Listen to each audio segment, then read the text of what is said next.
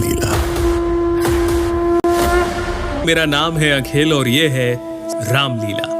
माना जाता है कि आदि कवि वाल्मीकि जी ही इस कलयुग में गोस्वामी तुलसीदास जी के रूप में जन्मे और उन्होंने मानव जाति के उद्धार के लिए संवत 1631 में रामचरितमानस की कथा का आरंभ किया।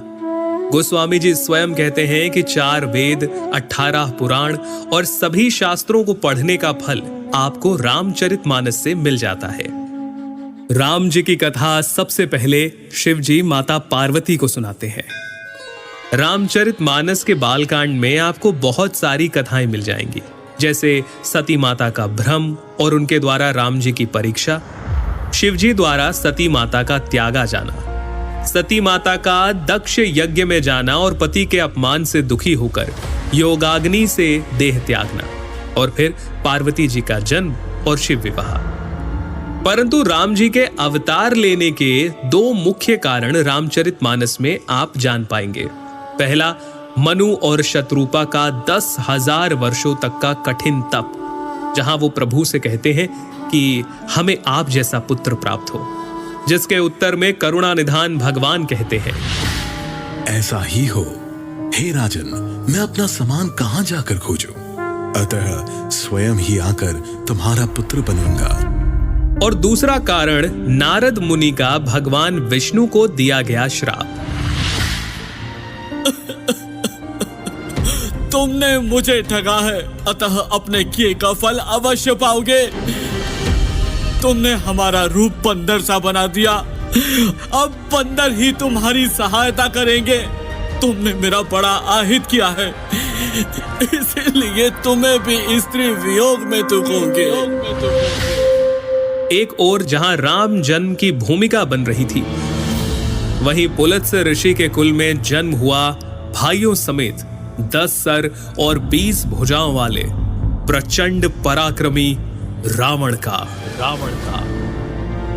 और उसके भाइयों ने ब्रह्मा जी की तपस्या कर उनसे वरदान मांगा। रावण ने कहा, हे जगदीश्वर, वानर और मानव, इन 2 जातियों को छोड़कर हम किसी के मारे ना मरे।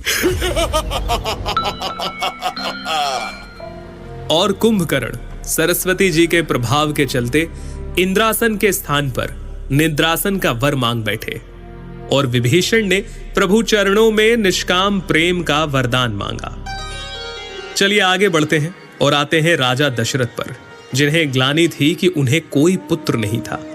गुरु वशिष्ठ के कहे अनुसार महाराज दशरथ ने ऋषि श्रृंगी को बुलाकर पुत्र कामेष्ठी यज्ञ किया, जहां अग्निदेव स्वयं हाथ में चरु यानी कि खीर लिए प्रकट हुए, और इस खीर के प्रभाव से तीनों रानियां यानी माता कौशल्या, माता कैकेयी और माता सुमित्रा गर्भवती हुईं, और चैत्र मास के शुक्ल पक्ष की 9वीं तिथि को दोपहर के समय प्रभु श्री राम का प्राकट्य हुआ।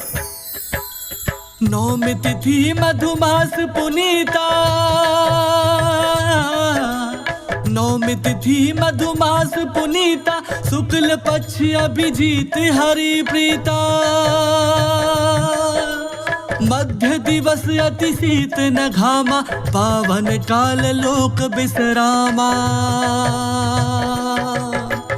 राम सिया राम बोलो, राम सिया राम बोलो, राम सिया राम बोलो राम। इसके आगे क्या क्या हुआ, प्रभु ने क्या क्या लीलाएं की, हम आपको जरूर बताएंगे। बालकांड से लेकर उत्तरकांड तक सिर्फ रामलीला में।